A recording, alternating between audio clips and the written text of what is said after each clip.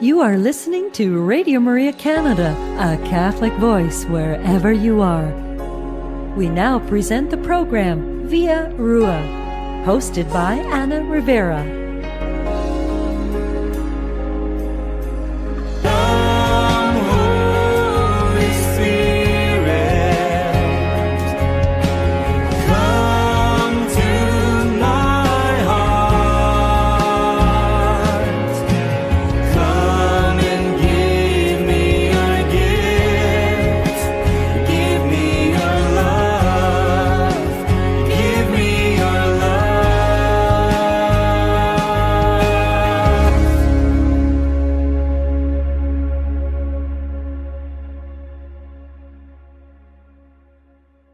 Welcome to Via Ruah, where we learn how God's breath is a tender secret that creates and upholds all life from conception to natural death. Today we have Clara. How Clara. is your name? Clara? Okay. Clara. Clara.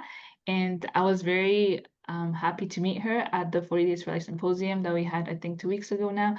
And I also wanted to interview her because it was her name feast day like a couple days ago. So I thought it was very providential by the Lord, and since I met her, to be on here. And I think I also was very inspired because she looks very young.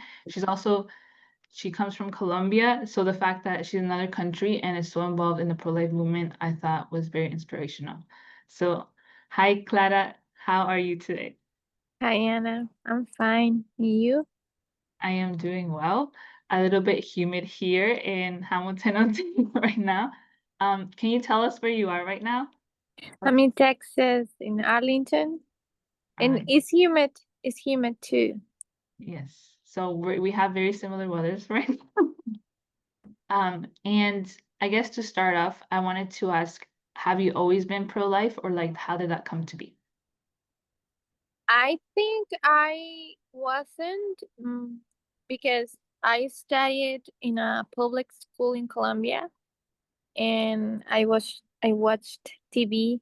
I'm sorry for my pronunciation, and it was like there is an agenda about being pro-choice. And I was pro-choice when I was 12, 13. And one day my father, I was having like we were, having a debate. We were talking about abortion. And I was giving my father all these arguments about why women should have an abortion in her life and her career and everything. And he told me, okay, you're right. But you're focused too much on her. But let me ask you, what is inside her? What is in the womb, Clara? And I was like, what do you mean? What is in the womb, Clara? What is in the womb? And I was like, a baby? And he said, it's a baby. So when you say abortion, you're talking about killing a baby for their career. And I was like, oh my. It was like my father opened my eyes. It was like, oh, yes, you're right. It's about a baby. It's not about all the other arguments. I mean, doesn't compare to the fact that it's a baby. So it changed my mind. And then do you remember what was your main argument? Because you were saying you were focused on the woman, or maybe because I think it's a very valid point to care about the mother, right? To care, what if she wants to do this? What if, and then people could say, what about her health? Like, what was it about the mom that I guess you wanted to know that we're also looking out for her, not just, like the pro-life argument that always wants to defend the baby. Yes, but the thing is, we do worry about women because if we kill someone, is it's gonna bring a trauma.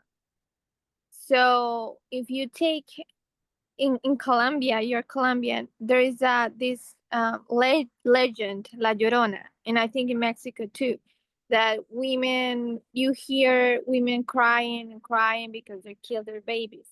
So it's a myth, no? But um when you think about it, it's like you kill a baby and there's gonna be a trauma after that. And my argument was like, okay, a career and stuff, but obviously there's gonna be an emotional pain if you kill a baby. And for the women, it's gonna be, I mean, you cannot go through life and like a normal person and I kill my baby or I just get rid of what it was inside me. And I think it changed my mind a lot. Like I was like, okay, we're talking about killing. This is different. And I think you mentioned public school. So public school, you would say when you were in grade, I think this would be grade 7 or grade 8, they would promote abortion. I was 12 and 11, and abortion was like it was not pushed, and but it was not condemned. But in TV shows, it was kind of promoted like it's okay if you have an abortion. It's yes, they promote it like was it's okay.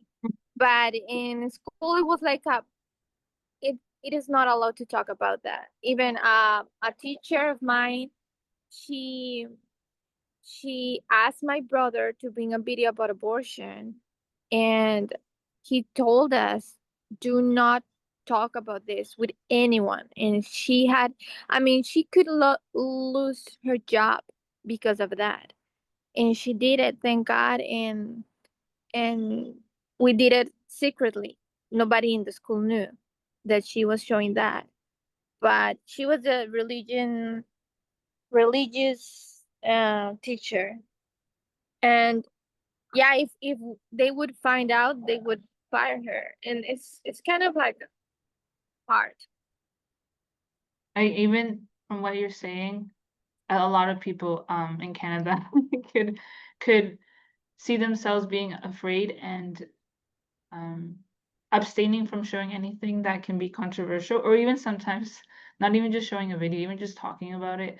I think it's really sad because then we're not having that freedom of speech to know what is abortion, because even that could be a mystery to people because they use the word, right, abortion, but like you said, it's killing a child, and we don't talk about that.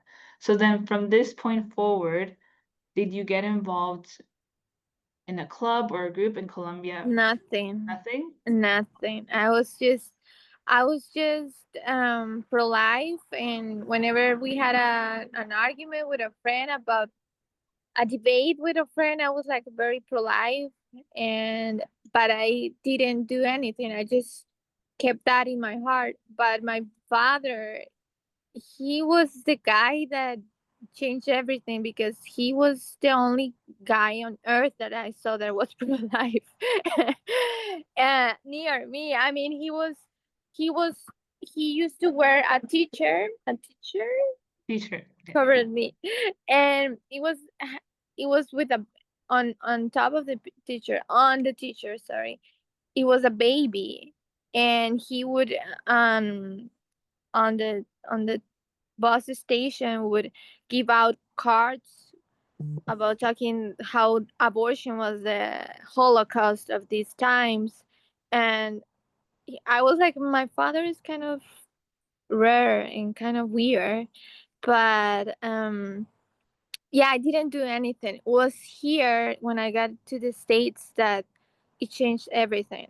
That um I was looking for what immigrants look, uh, money, save money, work, my career, and then when we got an amount of money, we saved money, and I was just empty, empty, empty, and I was like, this is what they promised. They promised I was going to be fulfilled when I got the money, and I was just tired, resentful, lost. And one day I asked our lady, what do you want me to do, because this recipe is not working. I'm just lost. And I felt deep down in my heart that she said like, you have to do something with about the babies, about the unborn.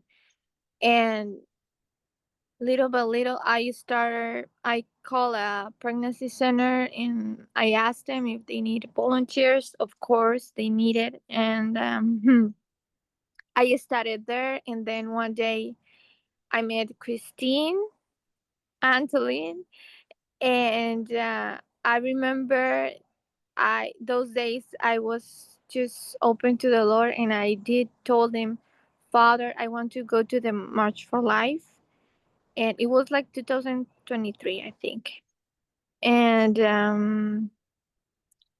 had no money because I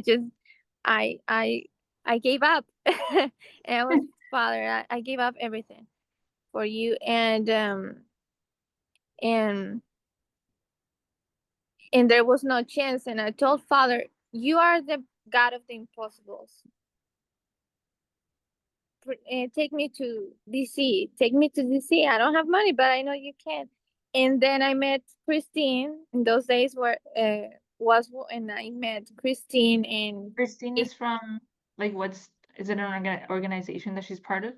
she was part only of well, the pro life community here in her church. She was the leader, and she was organizing a trip to DC, and one person got sick, and I took that place, and then I went to DC, and I was like, yeah, Lord, this is what you want me to do. But at the beginning I thought it was just like a movement. I thought it was okay, it's a good movement, and you want me to be here.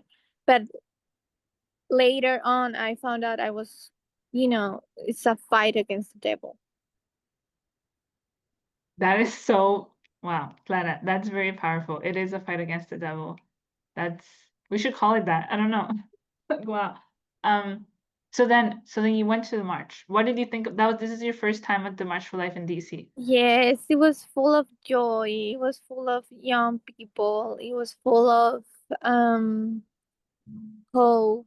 You see all those, most of them, I mean, they were Protestant Catholics, but I saw many Catholics, many priests, and it was beautiful. It was just eye-opening that I was not alone, and we were not alone in this fight. Yes, it's very easy to let the devil tell you that you're alone, and that you're not gonna change anything. That, oh yeah, keep fighting for the babies, but nothing's gonna happen. Um, so then moving forward, I guess with Christine after the march, how did you become more involved? Like what happened after? I think we noticed that we had to pray in front of the clinic. I felt this, like I wanted to get out of my comfort zone, and because I was in the pregnancy center, and the pregnancy center is like just easy for me, and and for me it was kind of challenging to go in front of these clinics. And I was not involved with 40 Days for Life yet, but I started going and praying in front of the clinic by myself, something that we shouldn't do. And it was kind of, I was not, how to say, I was not sure what to do. I just stand there and pray, and people, I bet they thought I was crazy. What is she doing? And then I talked to Christine about, she was talking about praying, I think, in front of the clinics, and I told her about this location that I was praying, and she was not aware of that location. She went with me, and then she was, I think she was leading some people to pray in front of the Arlington one. I'm not sure yet, but in that time was the time that we started to really do something, to really go and pray in front of the clinics. And then Christine came up with the idea, okay, we have to sign up for the leadership of these campaigns, and that's how everything started. So nobody was praying there. Nobody. And Nobody. how did you find this clinic? I just how to say, look it up. Googled, yeah. And and there was one famous location that is in John Ryan Forward, but I went to a small location, and that is closer to me. And the neighborhood was pretty bad. The neighborhood was not looking good, but I felt that that was the place that the Lord brought me. And yes, and I started praying there. And the big location, I've heard that I'm aware that they've had pray before. So Yeah, then, they've had campaigns before. Sorry. you're saying that then Christine suggested that you should start a 40 Days for Life campaign outside the clinic you started praying at. Yes, and then in front of the clinic of Arlington, also she started. I think it was almost the same time that I started. So you didn't know what 40 Days for Life was before. I had an idea because 40 Days for Life is famous also in Colombia, but I was like something far away. I was not that involved. I just saw the name and I was like, oh. Yeah, that makes sense. You have a lot of courage, my friend. Wow, like to just this is what via Ruah, I think this is why I started this program, because I really want to motivate us Catholics, Christians, whoever, because we're of the faith, and I think we're called by the Holy Spirit, commissioned to really use the gifts, use the virtues that God has provided for us to fight against the devil, like you said. Mhm. And Christine, right? That's her name, Christine. So then you guys together started a 40 Days for Life. What's the location called? Do you know the actual name? And mine is Miller Avenue and Forward. It's Forward Southeast. My Christine's is Arlington. And so then, when was this? This was in 2024? I think it was 2023, 2024. Okay. I think it was at the end I think it was 2023. Yes. So then, right now, you're leading that prayer site. Or I'm leading that prayer side, and Christine is I'm not well aware if she's still leading that one. But she's coordinating like the whole area of the 10, because we found out later that there were 10, and Christine was like, "Oh my, a we have to lot. do something about it." You And say she there's 10 abortion clinics. 10 referral and abortion now, because it's Texas is not legal anymore, so they cannot perform abortions. But yeah, they are working. Referral is a referral. So There are, I have a question. So if it's not legal, how are they still operating? because they offer contraception. That's their business, contraception and transgender Hormones. therapy, hormones. Yes, So then the referral part, what does that mean? they refer. If women get pregnant, they refer to other locations. They also, I mean, they still get money referring people to get abortions, but they're more now focused on contraception part and stuff. And then when somebody's referred, where are they being referred to? Because since question, okay, I have a couple questions. Because then if they can't have the abortion procedures in Texas because it's illegal, where are women getting like if they still want one, they can't, right? Like how do they? Most of them they're going to New Mexico. I Most see. of them they're going to New Mexico. What we've heard is that there many plates of Texas. There people that are praying in front of those clinics in New Mexico. Let us know. And I have, I was really in touch with the pregnancy center, and they have contacts, and they let us know, And and these are they, like license plates from Texas. From Texas. They can see there were many women from Texas going there and getting abortions. I think now it's a little bit, probably it's slowed down a little bit, but when it became illegal, what I've heard, there were many cars going there. Many cars. And they were the hardest people to convince because they spent a lot of time, a lot of money going there, and they won't. It wouldn't be easy to change their minds.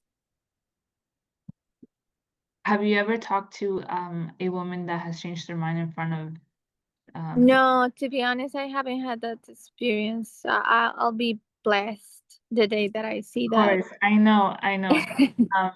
But I think I guess we can also talk about the 40 Days for Life Symposium, but being there in Texas and seeing the testimonies and hearing about sidewalk counseling and how some people have been able to talk to women and they changed their mind. I think it's very beautiful because here in Canada, even in our location, like here in Hamilton, Ontario, we are in front of the hospital, and in front of us there's two highway streets, you can call them, two roads. So there's cars going back and forth.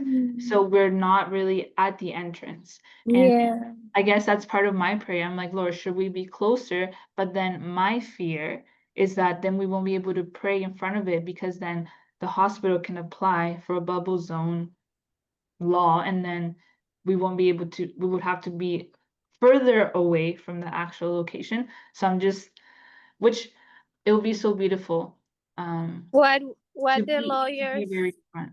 said. Sorry, Good question. I haven't really talked to anyone. asked. I think you know what's her name. It's not Roberta. What's her name? She used to work at a Planned Parenthood. And she's from Texas. Ramona. Yes, Ramona, and she said that because she has come before, and she said that it's okay if we stay there. Like it's still pretty good because we get a lot of students seeing us. We talk to a lot of students because the hospital we're at is by a university, like they're neighbors. So, and then if you keep walking, like on the other street, there's Shoppers Drug Mart, which is similar to Walgreens, I think, in America, and they prescribe abortion pills. So then I think it's pretty good that we're there. Obviously, it'll be nice to talk to the girls that are walking in or talk to women that are being lied to, and speak truth to them. So then that's, I guess, from what you were saying, being able to see less cars from Texas, I think is I guess it's not surprising. I think it's something that it was bound to happen because I think as a society, we've been so used to having the solution of abortion. And now that it's not available, especially in Texas, then people have to look for other solutions that are pro-life. And, there's the regiment of the pro-choice movement saying that we are not pro-choice, that we're anti-abortion, but no, at the end of the day, we are pro-choice because we want women to have other alternatives, not pro-abortion alternatives. So then, now that you have been able to see this, is there something else that you can see growing in Texas, like something else that the pro-life movement could be doing? Probably, that's a great question. Probably if the Catholic diocese of this area focus on natural family planning, like I've talked to a lady that she's involved with it because she was using contraception, and she felt deeply wounded by it, and she told me that they're having a problem because they're not requiring this before to having the marriage, to having the matrimony, the ceremony is not a requirement. and she's really sure that many couples are just using contraception, and that's where everything begins. The Planned Parenthood industry doesn't wouldn't work if it wouldn't be for contraception. So if we have an awareness of how important it is to know about natural family planning, everything would be different, because this lady told me, and I'm pretty sure it is true. As soon as they started having a track of what is their body doing and how it's working, they fall in love of the nature and how God works through them, and they want to have babies. It's not anymore about not having babies, and that's the way it's supposed to be. Uh, the church says that we are called to procreate and multiply, not to just focus on money. And anyways, I think the natural family planning is what should be growing. Is not growing now, but should be. I agree. I think that's something else that I want to talk on this program via Ruah, theology of the body, because John Paul II talked about it a lot, right? And he predicted what was going to happen after the sexual revolution and after contraceptives became the norm in our religion, and even, you know, as Catholics, even though we, like you said, we're called to multiply, we still put that obstacle, right, in God's plan for our lives. And it's going back to that. What is God's plan for my life? You know, it's going back to that battle, like we said at the beginning, that battle with the evil one that tempts us, or no, you should use this pill because why would you want to have children? Don't you want to travel? Don't you want to have more money? Don't you want to do other things with your life? And we forget about the beauty that children bring into the world. And then I guess from your, I guess, testimony, how did you hear about the 40 Days for Life Symposium, and can you explain to us what it is? The symposium. Yes. I I think uh, when we became leaders, they sent us this email talking about the symposium and this event, and then Christine, that is really into pro-life, she was the one who said that we should go there, and we went last year to Tennessee, and it was it was really a good experience, because it wakes you up to really wanting to do something, like just yeah, to push yourself to do something more. And there are many great leaders there. We get to meet people from all over the US that lead a 40 Days for Life campaign. And then from the one that we just went to, Texas, was there anything about it that stood out to you, or something that did, you know, is still running through your mind maybe, or somebody that you met that inspired you? I think probably the British girl, the British lady who talked about, uh, I think it was the Manhattan Planned Parenthood that she prayed. She prayed for years. It was till the second or the fourth year that she could see someone saved, and that they finally closed when they just, it looked like impossible to be closed. It was really hard to do it. And yeah, I think probably that one, that part. And I would say, what else? I think that one, like God is the God of the impossibles. Like we don't we don't trust in ourselves, we trust in him. And this lady, you can tell she was really trusting in our Lord. And I think that's the main Mm, thing. It's about Jesus. The whole symposium is about Jesus.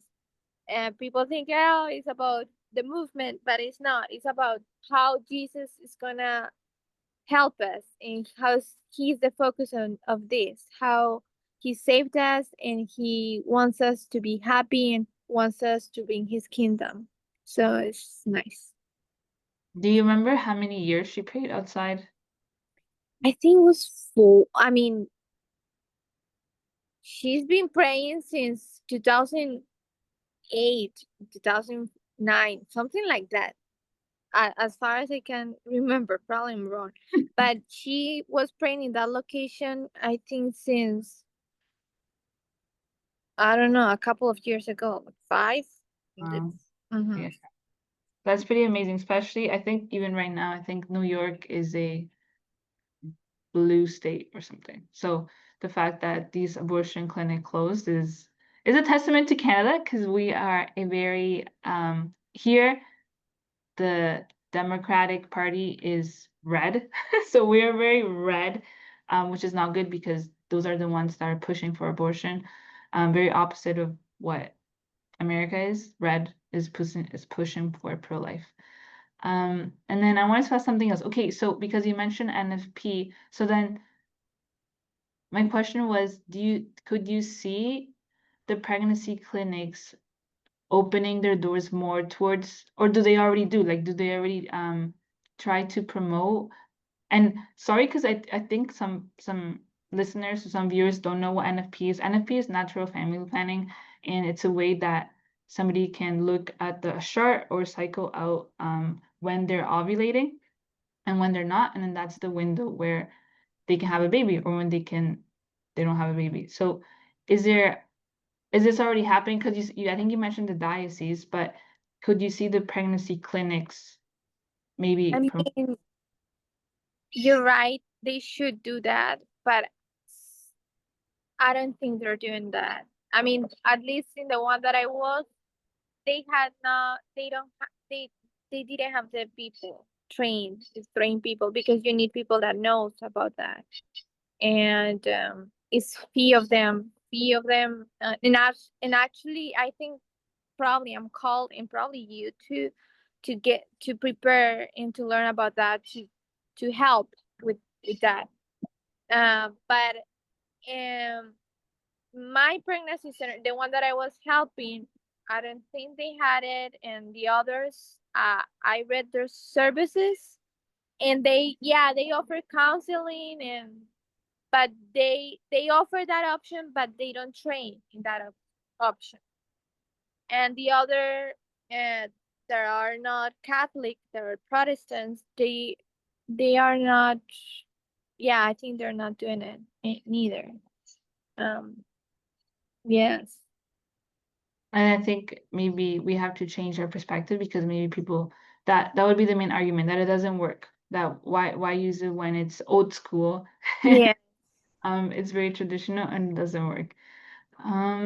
Yeah, so thank you, Clara, for your beautiful testimony. Is there something you would like to tell Canada? Anyone from Canada that is listening to you? Because again, like, we're listening to Clara. She came from another country to a new country, and she's already such a pro-life advocate. Like, she's saving lives. That's what I would say. So do you have anything that you could tell us? Um, I would say that life on earth is really short, that we have to one day see Jesus face to face, and he's gonna, he won't ask how many titles, careers, how many houses, how many properties. The question that he's gonna ask is, do you love? Do you love? And do you serve me? You were faithful. And I have to say, I have felt Jesus many times. Even in this movement, I feel that I have to be more disciplined. Sometimes I'm not. But that's the question that wake me up and kind of push myself to do a little bit more, because I want to see him. I want to be in his kingdom. And he's gonna ask if we did something for the little ones. And we are Catholics, and Christine says it's crazy that they're slaughtering, how to say, they're killing babies. and we are just like nothing is happening. Like this is not like the Nazi time that you would be in jail and they put you in a camp. No, we can pray. We are free to do it, and just we are not, we're too afraid. And the goal is Jesus, and we have to go forward for Him. And then one last question that I remembered I wanted to ask you. Your dad is somebody, I guess, that is Catholic. And then is he still doing what, like handing out pamphlets and talking to people about abortion? He should. I'm asking him. He should. He should, because yes, he should. He's not doing it, but he should. And now in Colombia, it's legal. Yes. Yes, it is. So Okay. Yeah. We have to pray for a conversion of our hearts to have more courage, to speak truth, even though we don't want to, because yeah. or we'll sometimes, like we'll lose friends. We won't be the popular one, right? Like we won't have as much people that we want to have in our lives, I would say. At least I know that I've lost friends. Or people just they kind of have you there. Like I don't know how to explain it. They know who you are, so then they will still say hi to you, or they will still converse with you, but But there's no more friendship than that, if that makes sense. Just because somehow, somewhere, your presence is calling them out to do more, to be more. Because I guess from in my way, I've seen it that I invite people to come out and pray for 40 days for life, but then sometimes it becomes very like a tension, and I ask myself why, and we know why, because it's the evil one, stopping this person, because maybe the Lord's really like you said, Clara, like you prayed, you're like, Lord, what is it that you want me to do? Even though it might be difficult, even though it's something I don't want to do, because I'm doing this other stuff, but there's no peace here. And sometimes we don't have the courage to ask that. We kind of just settle, and we're like, well, maybe I'm being called to do something else, but I'd rather stay here. And yeah, I guess that's always that call for a conversion of our own hearts. And then, yes, we have to pray for this world, this fallen world, and remember our home that is heaven. Muchas gracias, Clara. I hope you keep inspiring people and saving babies. thank you. God bless you. Bye, everybody.